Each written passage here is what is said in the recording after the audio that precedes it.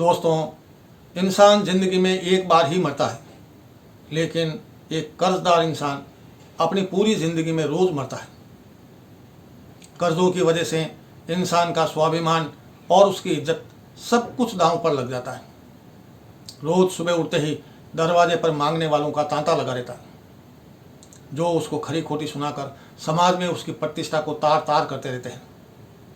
कई बार तो मांगने वाले कर्जदार की बहन बेटियों की इज्जत पर बुरी नज़र डालने से भी नहीं चूकते हैं, और ऐसी सूरत में कर्जदार इंसान आंसू के घूंट पीकर रह जाता है।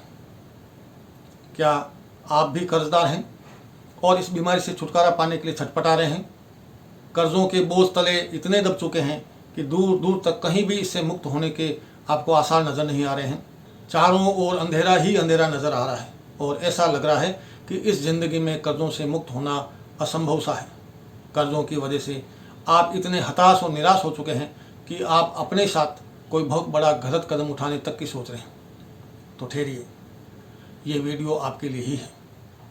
इस वीडियो में बताए गए उपाय अगर भाव और श्रद्धा के साथ किए जाए तो बहुत जल्दी ही आप कर्जों से मुक्त होकर अपनों के साथ खुशहाल ज़िंदगी जीने की स्थिति में हो सकते हैं, और शीघ्र ही सांसारिक सुख भोगने के लिए आपके पास प्रचुर मात्रा में धन की उपलब्धता हो सकती है।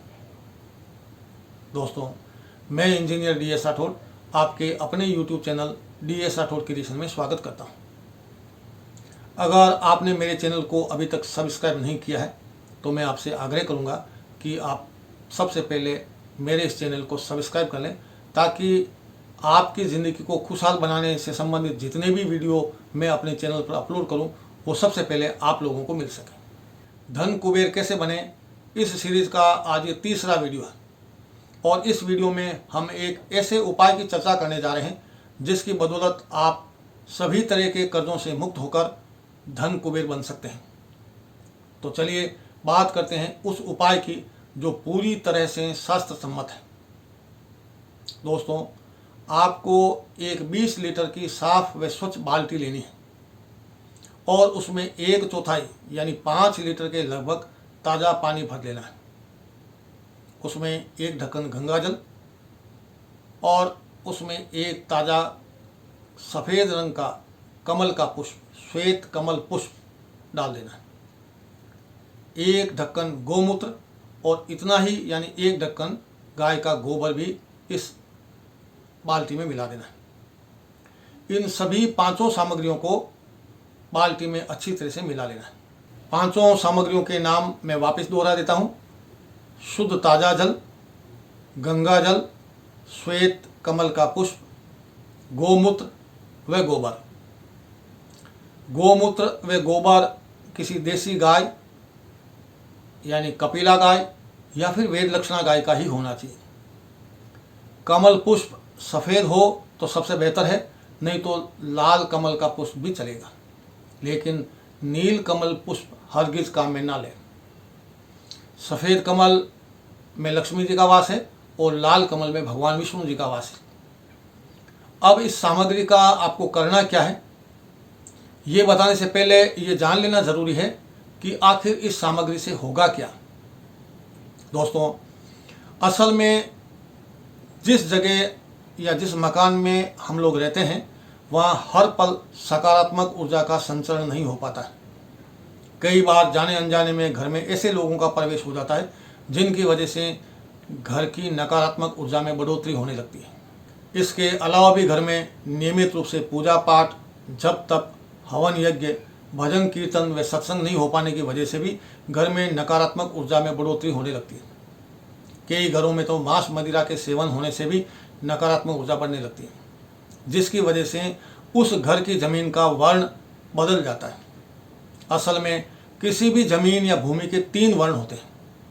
पहला वर्ण श्वेत, दूसरा पीत वर्ण और तीसरा रक्त वर्ण। अब ये कैसे पता लगाएं कि हम जिस जगह रह रहे हैं उस जगह या उस मकान की ज़मीन का वर्ण कौन सा है?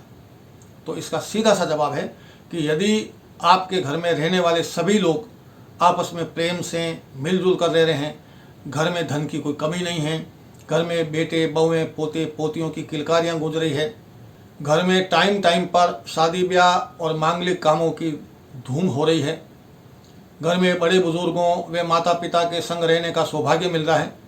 हर कोई किसी की इज्जत कर रहा है और सभी एक दूसरे के सुख दुख में काम आ रहे हैं।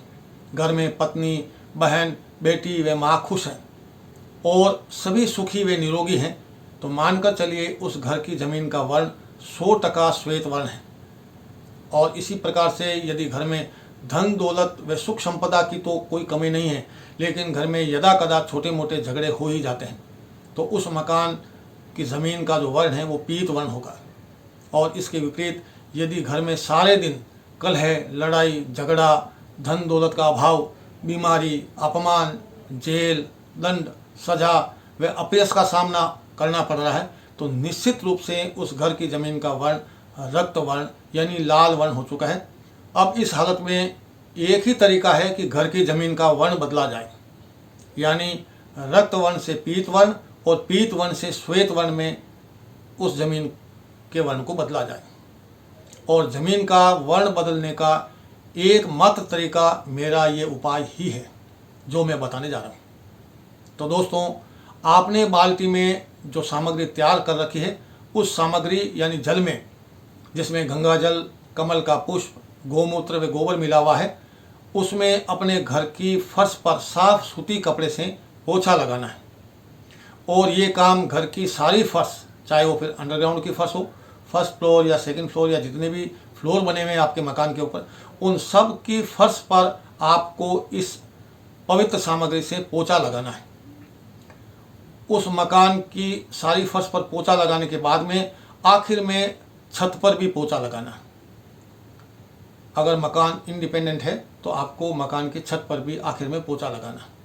अगर आप फ्लैट में रह रहे हैं तो केवल फ्लैट की फर्श पर ही पोछा लगाना है, क्योंकि वहाँ छत पर पोछा लगाना संभव नहीं है। इस उपाय की शुरुआत घर के मुखिया या जो घर में कर्जदार है उसके जन्म नक्षत्र से शुरू करनी है। यानी घर में जो भी मुखिया है या जो भी व्यक्ति कर्जदार है, वो व्यक्ति उसका जन्म कब हुआ, उसके जन्म नक्षत्र से इस उपाय की शुरुआत करनी है। और 27 दिन के बाद जब वही नक्षत्र वापस आए, क्योंकि कुल 27 नक्षत्र होते हैं, जब आप किसी अपने जन्म नक्षत्र से इस उपाय की शुरुआत करेंगे तो 27 दिन बाद के अंदर वो नक्षत्र पुनः आ जाएगा। तो उस नक्षत्र तक आप इस उपाय को करते रहना है।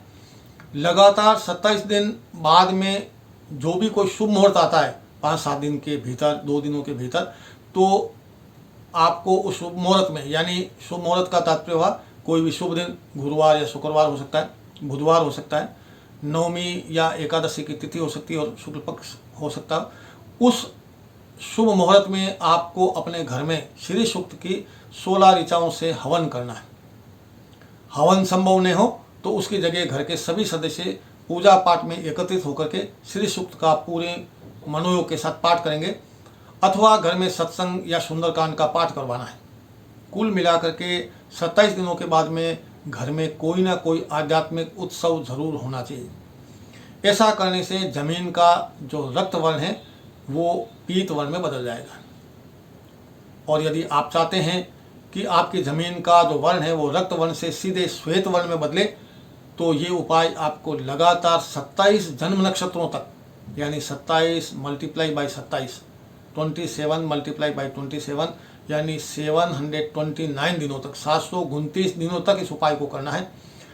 और जब आप ये उपाय लगातार 729 दिन तक करते हैं तो निश्चित रूप से आपकी ज़मीन का जो वर्ण है वो रक्त वर्ण से श्वेत वर्ण में तब्दील हो जाएगा। उसके पश्चात ही आपको इस उपाय को विराम देना है।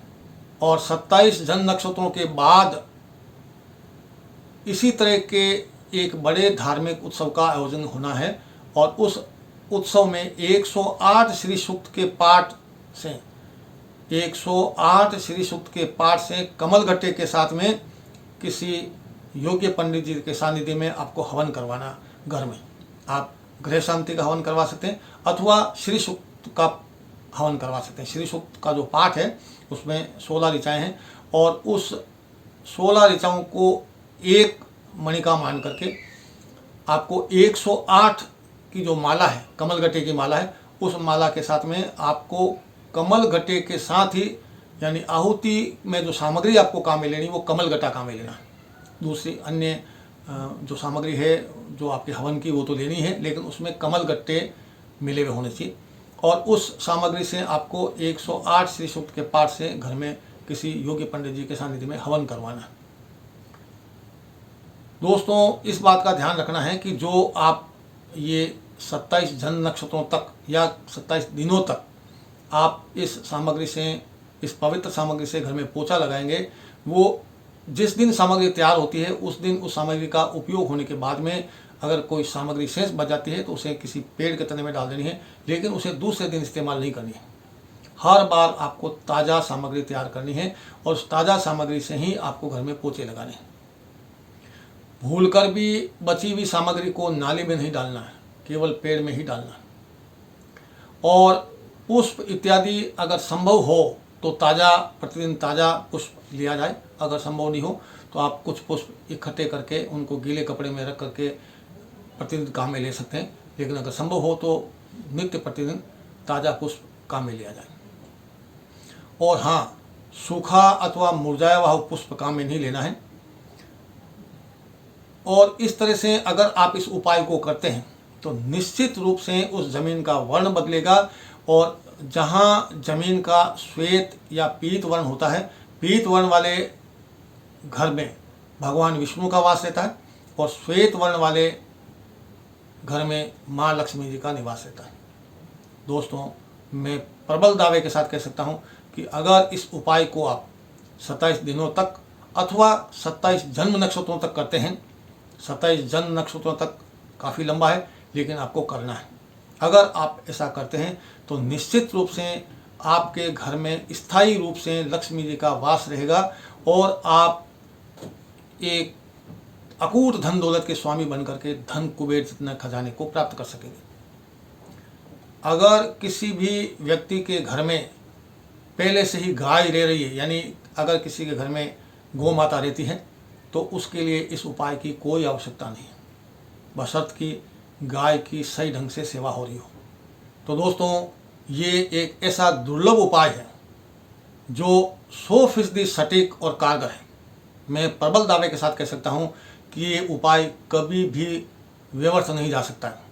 इस उपाय को मुझे आज से लगभग 40 साल पहले, जब मुझे नेपाल पशुपतिनाथ मंदिर जाने का सौभाग्य हासिल हुआ था, तब वहाँ उस शिवालय में वहाँ के जो मुख्य पुजारी जी थे, मुख्य आचार्य थे, उन्होंने मुझे एकांत में बुला करके इस उपाय को बताया था और कहा था कि अगर आपको जीवन में किसी कर्जदार को कर्ज से मुक्त करने का अवसर प्राप्त हो, सौभाग्य हासिल हो, तो आप उसे ये उपाय बता करके उसे कर्जों से मुक्त करवा सकते हैं। और दोस्तों, मैं आपको विश्वास के साथ कहता हूँ कि मैंने इस उपाय को कई लोगों पर वापरा है और हर व्यक्ति जिस पर भी इस उपाय का इस्तेमाल हुआ है, वो व्यक्ति कर्ज से मुक्त होकर के धन धान्य और सुख संपदा से परिपूर्ण हुआ है। आप यकीन मानिएगा, इस उपाय में बहुत ताकत है, बहुत सामर्थ्य है इस उपाय में, क्योंकि जब जमीन का वर्ण बदलेगा तो निश्चित रूप से घर में लक्ष्मी का वास होगा। तो दोस्तों, ये था एक दुर्लभ उपाय जिसकी बदौलत हम कितने भी बड़े कर्जदार को कर्जों से मुक्त करवा करके अकूट धन दौलत का स्वामी बना सकते हैं। अपने दर्शकों के कल्याण व उनकी खुशहाली की कामना के साथ आज के लिए बस इतना ही। इस वीडियो के आखिर तक बने रहने के लिए आपका बहुत बहुत धन्यवाद व आभार। मिलते हैं अगले वीडियो में ऐसी ही किसी रोचक व उपयोगी जानकारी के साथ, जिसकी वजह से आपके जीवन में खुशहाली आ सके। तब तक के लिए नमस्कार, जय हिंद, वंदे मातरम।